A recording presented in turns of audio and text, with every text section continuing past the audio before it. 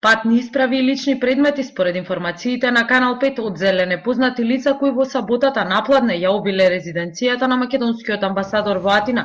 Крадците, веројатно добро информирани за вообичаените активности на нашиот амбасадор и неговото семејство, го искористиле нивното неколкучасовно отсуство и влегле во станот. За кражбата била известена грчката полиција, а грчки дипломатски извори за Канал 5 брифираат дека нашиот амбасадор веднаш исконтактирал со грчкото МНР и се зајакнати безбедносните мерки како пред резиденцијата, така и пред македонската амбасада во Атина.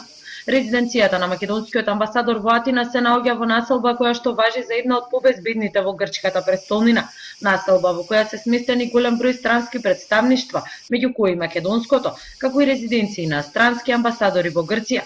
А во непосредна близина до резиденцијата има училиште и полициска станица. Сепак во изминатиот период се почесто на мета на крадците во Атина се наоѓаат мирните населби кои важеле за безбедни за живење.